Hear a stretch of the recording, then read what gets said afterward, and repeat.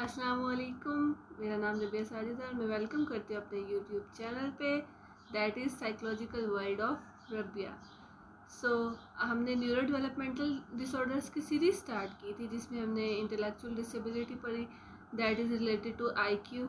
उसके बाद हमने कम्युनिकेशन डिसऑर्डर्स जो न्यूरो डेवलपमेंटल डिसऑर्डर्स में ही आते हैं, जिसमें लैंग्वेज डिसऑर्डर था, फिर उसके बाद स्पीच साउंड डिसऑर्डर था, फिर उसके बाद चाइल्डहुड ऑनसेट फ्लुएंसी डिसऑर्डर था। ये तीनों कम्युनिकेशन डिसऑर्डर्स में आते हैं।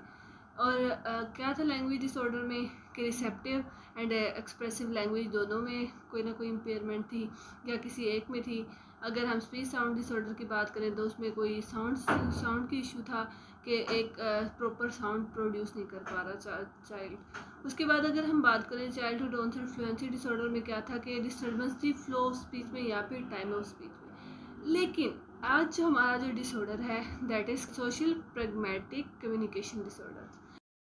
इसमें क्या है कि ना उसकी कोई लैंग्वेज डिसऑर्डर है, मीन्स कि उसकी रिसेप्टिव लैंग्वेज बिल्कुल परफेक्ट है और एक्सप्रेसिव लैंग्वेज भी। सेकंड, उसकी साउंड्स प्रॉब्लम भी नहीं है, मीन्स कि उसको साउंड प्रोड्यूस करने में कोई प्रॉब्लम नहीं। थर्ड चीज़ आती है कि उसके अंदर फ्लो स्पीच लाइक स्टटरिंग वगैरह भी बिल्कुल नहीं है, कोई डिस्टर्बेंस भी नहीं। तो मतलब कि क्या होगा इस कम्युनिकेशन डिसऑर्डर में, that is social communication disorder.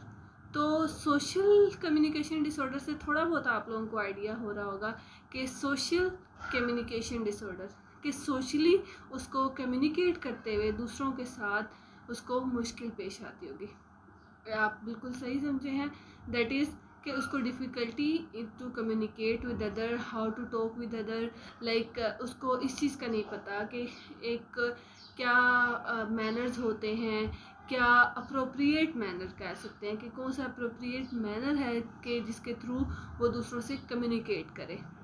Like आप बड़ों से कैसे बात करते हो, छोटों से कैसे बात करते हो, लाउडली कहाँ पर बात करनी होती है, आपके अपनी साउंड की पिच को कहाँ पर कम करना होता है, आपकी फीलिंग्स, आपके इमोशंस, आपकी non verbal language means verbal and non verbal both languages में इम्पेयरमेंट है कि आपको नहीं पता कि आपकी साउंड कौन सी होनी चाहिए, किस तरीके से बात करनी है, कौन सा मैनर यूज़ करना है, छोटों से कैसे बात करनी है, फ्रेंड से कैसे बात करनी है, टीचर से कैसे बात।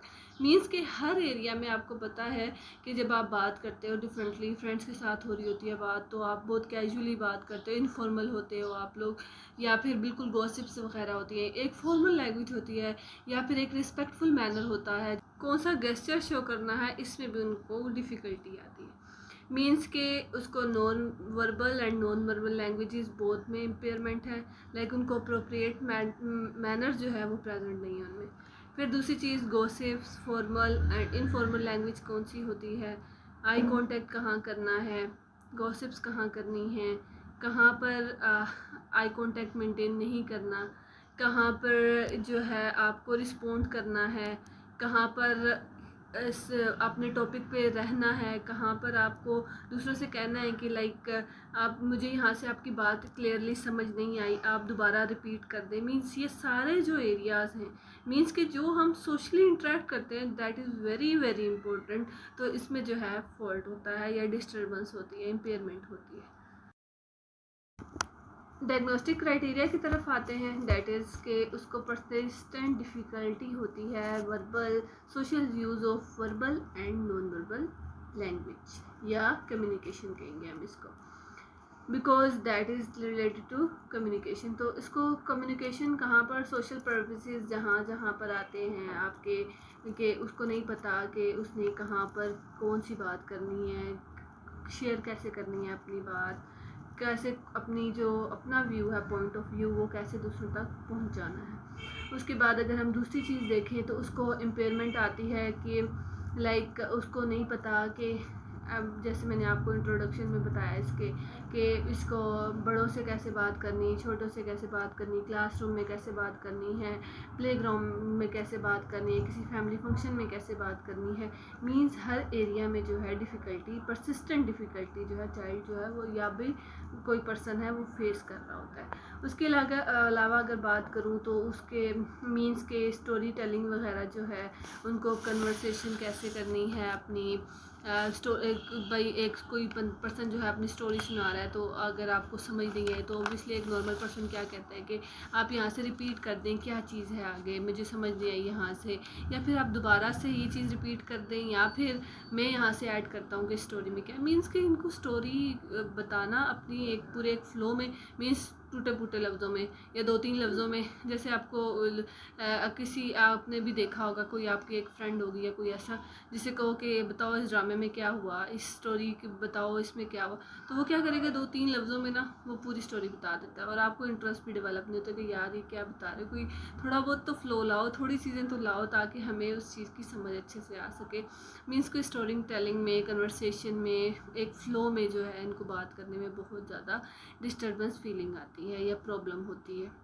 इसके अलावा अगर हम बात करें तो इसमें क्या है कि उनको जैसे एम्बिगुअस मीनिंग होते हैं, जैसे मोस्टली लोग प्रोवर्ब्स यूज़ करते हैं, जैसे बंदर क्या जाने अदरक का स्वाद, या इस तरह की चीज़ें जो वर्ड्स यूज़ करते हैं। अब इनको जो है इसका जो रियल मीनिंग है, मींस के जो चीज़ इसका रियल मीनिंग बन रहा है वो उसको समझ नहीं आती, कि मींस के डबल मीनिंग जिस लैंग्वेज के होते हैं वो उस तक उसको समझने में और उसको बताने में जो है बहुत ज़्यादा डिफ़िकल्टी आती है। मींस के एम्बिगुअस कोई भी चीज़ होगी तो उसको अंडरस्टैंड करने में, उसको फिर इनकोड करने में और उसको रिट्रीव करने में, मींस के ईच पार्ट में जो है डिफ़िकल्टी है। अगर हम बात करें तो इसका ऑनसेट क्या है कि अर्ली डेवलपमेंटल पीरियड में ये चीज़ आती है। लास्ट जो डायग्नोस्टिक क्राइटेरिया में ये चीज़ है कि कोई मेडिकल और न्यूरोलॉजिकल कंडीशन की वजह से नहीं होता, ये किसी और जो इंटेलेक्चुअल डिसेबिलिटी है या कम्युनिकेशन डिसऑर्डर्स हैं या ऑटिज्म स्पेक्ट्रम डिसऑर्डर है उसमें बेटरली एक्सप्लेन नहीं किया गया। तो इसका जो डायग्नोस्टिक क्राइटेरिया है वो बेटर एक्सप्लेन है इन सोशल प्रैग्मेटिक कम्युनिकेशन डिसऑर्डर। आगे हम बात करते हैं इसके कॉजेज़ की। अब हम बात करते हैं इसके कॉजेज़ की तरफ के कॉजेज़ क्या हो सकते हैं। न्यूरो डेवलपमेंटल डिसऑर्डर्स जितने भी हैं वो जेनेटिक होते हैं, मींस के रिलेटिव्स की पेरेंट्स की तरफ से में कोई डिसऑर्डर पाया गया हो तो वो जो है आगे ऑफस्प्रिंग में जो है ट्रांसफ़र हो गया हो। इसके अलावा जो है ऑटिज्म स्पेक्ट्रम डिसऑर्डर की वजह में भी ऐसा होता है कि कम्युनिकेशन डिसऑर्डर हो, मींस के सोशल प्रैग्मेटिक डिसऑर्डर होता है। क्योंकि अगर आप communication disorder, social communication disorder को अच्छे से समझ लेंगे तो आपको ऑटिज्म स्पेक्ट्रम डिसऑर्डर समझने में बहुत ज़्यादा आसानी होगा, क्योंकि हमारी जो नेक्स्ट वीडियो है इंशाल्लाह हमारी ऑटिज्म स्पेक्ट्रम डिसऑर्डर पर ही होगी। इसके अलावा स्पेसिफिक लर्निंग डिसऑर्डर होता है, जैसे जिसमें आता है dyslexia, dysgraphia, dyscalculia and dyspraxia. Means के डिस्प्रैक्सिया में क्या होता है कि उसको सोशली बिहेव करना नहीं आता, मींस उसमें इम्पेयरमेंट होती है। तो ये चीज़ें आती हैं। मींस के स्पेसिफिक लर्निंग डिसऑर्डर में भी जो है कम्युनिकेशन डिसऑर्डर्स होता है, प्रॉब्लम होती है।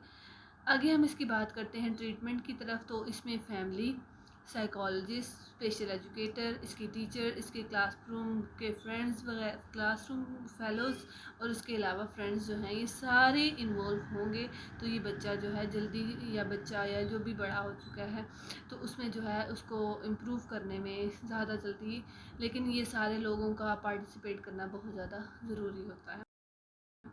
एज अ साइकोलॉजिस्ट आप कौन कौन सी थेरेपीज़ यूज़ कर सकते हो, उसमें चीज़ आती है कि पेरेंट चाइल्ड इंटरेक्शन थेरेपी है, जिसमें चाइल्ड को भी लिया जाता है, पेरेंट को भी लिया जाता है, इंटरेक्टिवली उनको फंक्शंस में, क्लासरूम में, हर जगह पे कुछ मूवीज़ दिखाई जाती हैं, कुछ एक्शन दिए जाते हैं, कुछ प्ले रोल दिया जाता है, ताकि वो जो है सारी चीज़ों को करके इंटरेक्टिवली एक सोशली कैसे बिहेव करना है, सोशल इंटेलिजेंस जो है वो सीख सके।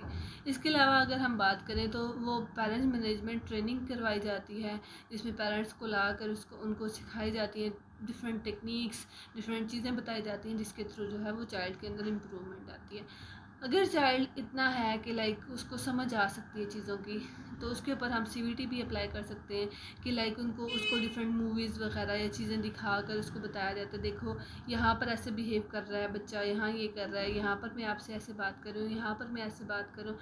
मीन्स डिफरेंट जो है उसके जो थॉट प्रोसेसेस हैं उसको एक अलाइन करके जो है उसके बिहेवियर में वो चीज़ लानी है। तो मीन्स के CBT भी बेस्ट है इसके लिए। तो अब मुझे उम्मीद है कि आपको ये डिसऑर्डर अच्छे से समझ आया होगा। Thank you so much. अगर मेरी वीडियो पसंद आई है तो लाइक कीजिएगा, शेयर कीजिएगा और कमेंट करना मत भूलिएगा। अल्लाह हाफिज़।